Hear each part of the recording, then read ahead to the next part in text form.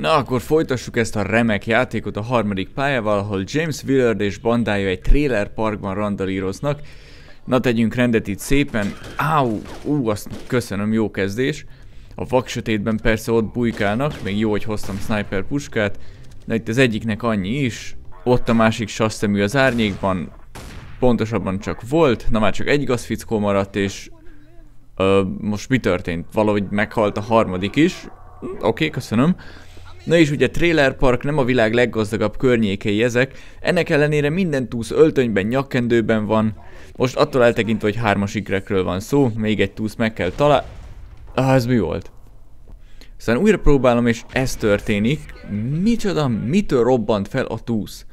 Hát bombák vannak elszórva a pályán, amiről persze nem szólt a briefing, mondjuk ezeket tudjuk hatástalanítani, és így már kimenekíthető mindegyik túsz. A negyedik pálya egy kicsit kakuktojás, ugyanis ez az egyetlen, ahol nem kell túszokat kiszabadítanunk. Egy Virginia külterületén lévő farmon illegális bevándorlók egy konkrét hadibázist létesítettek, ahol pénzt hamisítanak. Az ehhez szükséges pénzsablonokat kell visszaszerezzük. Hú, hát ez igencsak bajós terület, horrorjátékba is elmenne az egész. Na de mint arról szólt, a kis mesterlövészek vannak a tornyokban, úgyhogy óvatosan fától fáig rohanva közelítek. Na nézzük. Ott van, bang, egynek annyi.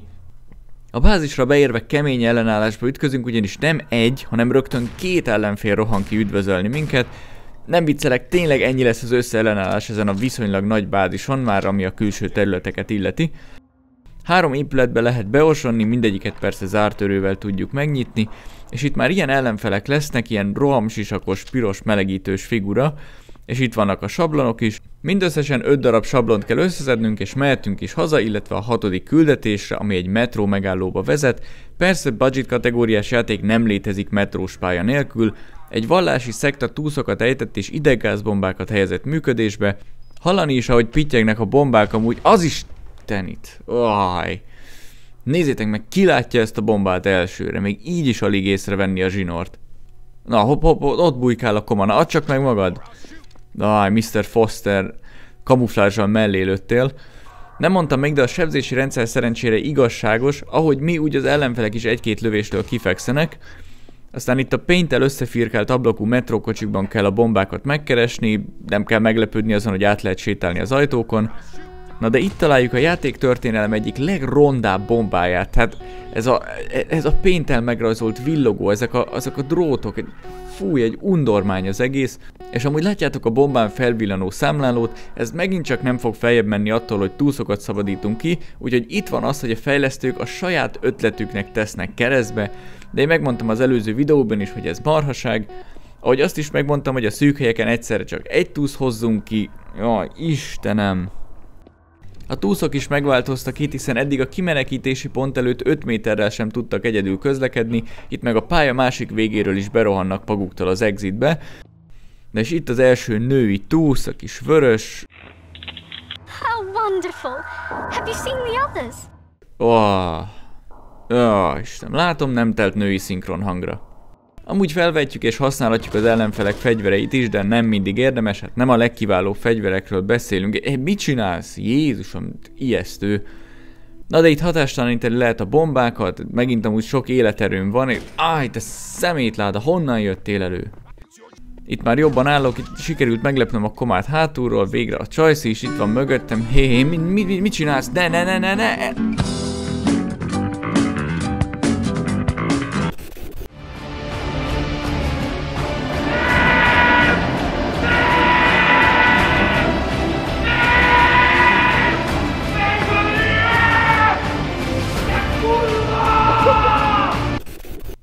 Na itt már minden ellenfél halott, már csak a csajt kell visszavigyem, és nincsen már több.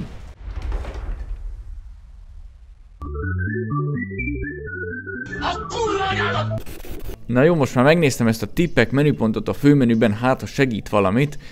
Hát ilyeneket ír, hogy az E-gombbal lehet hatástalanítani a bombákat, hogyan lehet megbilincselni ellenfeleket, szóval semmi érdemlegeset.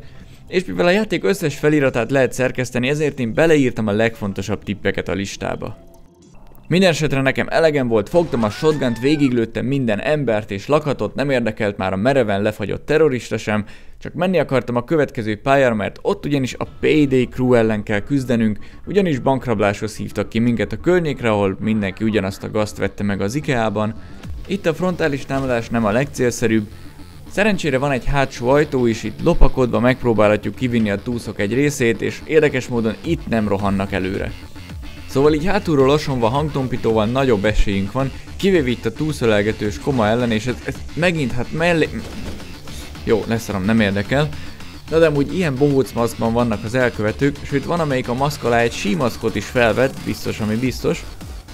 Aztán itt végre kint volt mindegyik túsz, de nem úgy nézett ki, mintha nagyon jönni akarnának. Úgyhogy már csak a banda vezér maradt hátra, illetve ez a koma, aki fogasnak álcázta magát. Jól van. A fővezér a safe-nél van, lelövés után megnézhetjük a próbálkozásait. Hát igen, itt meg csak lángvágóval operáltak, nem pedig fúróval. Itt van aztán a hírhedt 7. repülős pálya, ami talán a legkönnyebb az összes közül. Itt fegyvertelenül kezdünk ugyan, de az utastér alá bemászva egy röpke 10 perc alatt találhatunk egy pisztolyt, amit persze minden újrakezdésnél meg kell tennünk. Itt mindössze 4 ellenfél van, hogyha a pilótafülkét megtisztítjuk, onnantól már csak a bombákat kell hatástalanítani, illetve a személyzetet kiszabadítani, és ennyi. Hát nem egy Mile High Club annyi szent. Egy bugot kihasználva még könnyebb lesz a dolgunk, a kúszós résznél használjunk a rúgást, és így gyorsabban tudunk mozogni, védve vagyunk, sőt körbe is tudunk nézelődni, így nem érhet minket meglepetés. Most pedig elérkeztünk a játék legnehezebb pályájához, 8. küldetés.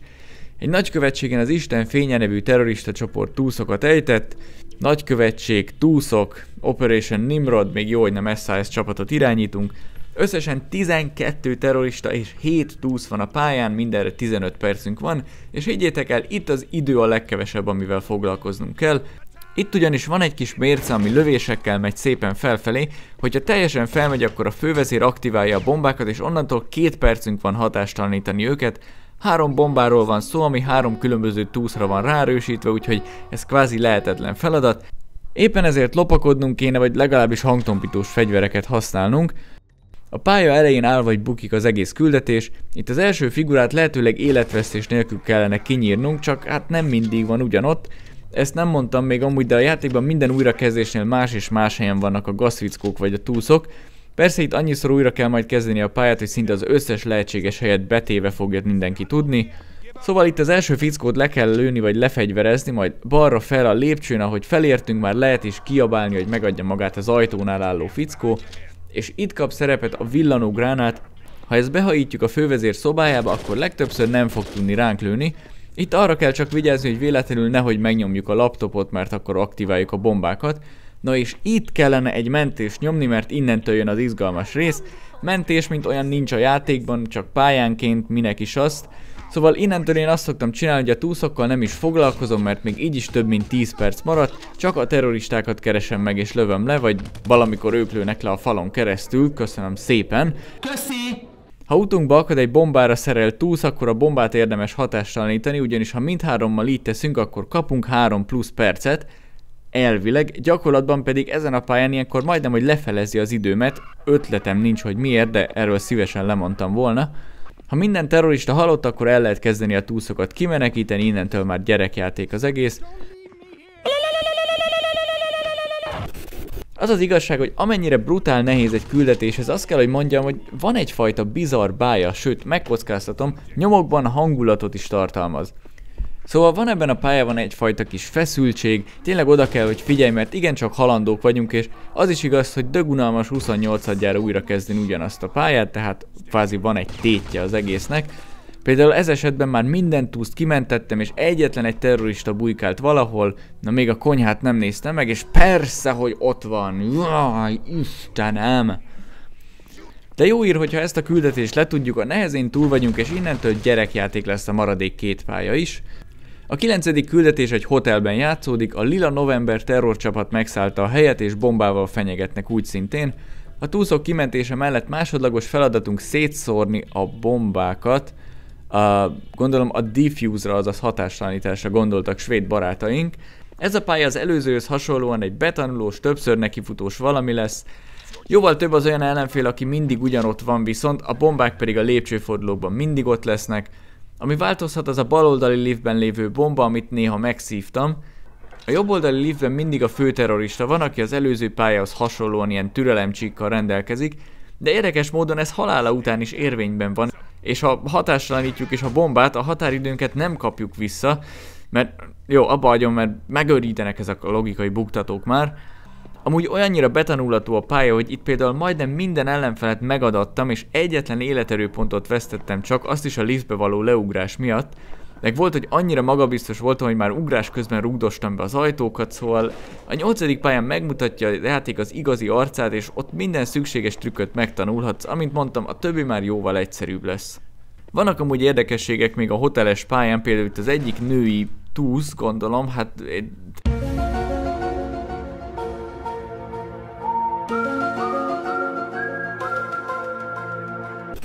A másik paranormális jelenség a barna Jackis terrorista, akitől, hogyha elszakad a vele szimbiózisban élő túsz, megváltozik a színe. Az utolsó pálya előtt még 2 dolgot említenék meg. Az egyik a parancsgombok, ugye mondtam, hogy ezek a numpad 1, 2, 3, 4 gombokkal működnek, de ezeket valamilyen oknál fogva nem lehet átállítani. Hogy ez miért zavaró? A túszoknál még annyira nem az, de amikor próbálod megadatni az ellenfelet, akkor le kell vegyed a kezedet az egérről, és ha egyből nem adja meg magát a fickó, akkor esélyes, hogy meglőnek, és kezdheted előről az egészet. Minden más át lehet állítani a játékban, ezt miért nem? A másik dolog pedig az én kis vesszőparipám, az animációk. Sok hitvány animációt láttam már pályafutásom során, de amit itt műveltek a fejlesztők, az valami felháborító. Mintha a félkész animációkat tették volna bele. Az egy dolog, hogy a pisztolyszán néha nem mozog, de a tárat sem távolítja el főhősünk, csak a kezeivel imitálja ezt. Milyen amatőr munka ez, kérem szépen. Akkor legalább lettek volna annyira raffináltak, mint például a Gun Warriornál, hogy a fegyver szinte eltűnik újratöltés közben, mert amit itt csináltak, az a lehető legrosszabb megoldás. De persze arra ügyeltek ám, hogy idézőjelben reális legyen a dolog, és hogy újratöltésnél a tárban maradt lőszereket el is bukod, felháborító komolyan.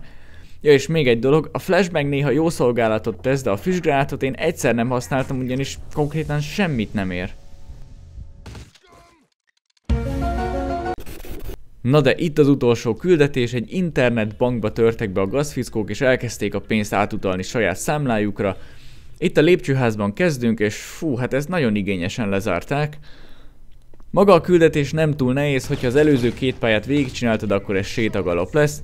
Hiába írja a briefing, hogy egy laptopot is meg kell találnunk, valójában ez nem szerepel a feladataink között. Csupán egyetlen pofátlan húzás van itt. Az első túszt elküldtem a kimenekítési pontra, de lelőtték, mi a franc? Második próbálkozásra is ez történt, aztán kiderült, hogy már eleve a lépcsőházban bujkált egy ellenfél a legfelső szinten, rohadt Kemper Afro. Kb. 3 próbálkozás után sikerül is a küldetés, megkapjuk a marha egy high score-t, ami soha senkit nem érdekelt. Aztán jön a szégyenlista, az Activision Value eredeti ötletét alapul véve, na az persze, fú!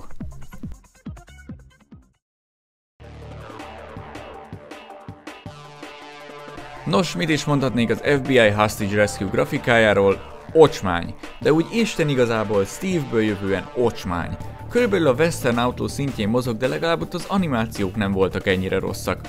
Van kb. 4 féle terrorista ugyanazon arccal, minden más szereplő klónhadsereg, tényleg összesen van egy női túsz és egy férfi túsz, akit egyszer lehet látni más ruhában, és kész. Fúj, hanyagmunka. A pályák nem rosszak, bár sok helyszín csak abból áll, hogy ugyanazt a szobát vagy folyosót többször felhasználják, a fegyveranimációk pedig kritikán aluli, de tényleg, hogy ezt hogyan sikerült a Nosferatu után kiadni, az rejtély, az fényévekkel szebb volt ennél. Alapvetően nem lenne sok baj az irányítással, néhány gombra ugyan picit késve reagál a program, de célozni például tök egyszerűen lehet, minden gond nélkül. A fegyverek egy pisztolyt leszámítva hatásosak, de amivel itt igazán gond van, az az átállíthatatlan numpades billentyűk. Ha már a fegyverváltást nem lehet számbillentyűköz rendelni, akkor miért nem lehetett az 1, 2, 3, 4 gombokra tenni ezt a nyomvat irányítást? Baromi zavaró és kényelmetlen levenni a kezemet az egérről, akárhányszor meg akarok adatni egy ellenfelet. Nem tudom, mennyire tartozik az irányításhoz, de a túszok útvonal keresése pocsék, egy rakás, kalap, szar. A zenéről nagyon rosszat nem tudok mondani, viccen kívül kb. 4 zeneszám van a játékban, és ebből egy csak a credits lista alatt szól. A zene, ami akkor szól, amikor még nem fedeztek fel minket, kifejezetten tetszetős, ilyen bajós, feszültségkeltő ambient, de minden pályán ez szól, és ezt mondanom sem kell, hogy elég unalmas. A hangok teljesen illenek a budget kategóriához szintén, a fegyverek hangjai gyengék, a lépéseink hangjai pedig idegesítőek, néha olyan hangot adnak lépteink, mint hogyha valaki egy ajtót csapkodna. A karakterek hangjai tűrhetőek, még akkor is, hogyha iszonyat sablonos dolgokat kiabálnak. Na de a női karakter, könyörgöm, nem volt abban a rohadt irodában egy titkárnő vagy takarítónő, akivel azt a 4 mondatot fel lehetett volna mondatni? Ehelyett egy nyilvánvalóan eltorzított férfi hangon szólal meg ez a szerencsétlen spinét. Borzalmas. Nem szeretnék kitérni ismét részletesen a logikai bakikra, legyen elég annyi, hogy a játék alapkoncepciója korrekt, de az alapmechanizmus egy értelmetlen valami. Szerencsére a játék második felében az idő annyira nem számít és teret enged egy kicsit a hangulatnak, ami néha-néha megtalálható a játékban. Tényleg vannak olyan pillanatok, amikor szinte már közepesnek mondtam volna a játékélményt, de ehhez sajnos a játékosnak is tennie kell. Meg kell tanulnia és alkalmazkodnia kell a játék bizarr szabályaihoz és történéseihez. Önmagában már ez a tény, illetve az, hogy a túl sok útvonalkeresés egy kalapszar iszonyatosan tönkrevágja azt a minimális hangulatot is, amit nagy nehezen felépít a játék a 10 küldetés alatt. Nem tudom, mit gondoltak ezek a fejlesztők, de hogy egy túszmentős játékban a túszokra különösen koncentrálni kellett volna, az tény. Itt nem így történt. Ráadásul az, hogy minden újrapróbálásnál más és más helyen vannak a karakterek, itt kétélű fegyvernek bizonyult. Az FBI Hostage Rescue egy budget kategóriás próbálkozás, abból is sajnos egy elég gyenge változat. A highscore listáért való küzdelem rohadtul senkit nem fog érdekelni, az újrajátszási faktor pedig egy kikényszerített újrajátszás jelent, mert egy pályát nem lehet elsőre végigvinni, valamelyiket még 20-adjára sem. Nem rossz, hogy van kihívás benne, de itt a kihívás nagy részét a játék technikai megvalósítása és az ezzel való megbirkózás jelenti. Szóval csak a legnagyobb mazohistáknak ajánlom ezt a csodás játékot, azok közül is azoknak, akiknek van türelmük, a többiek nagyon-nagyon messziről kerüljék el. Én Lali voltam, ismét köszönöm a megtisztelő figyelmet, legyetek jók, szevasztok!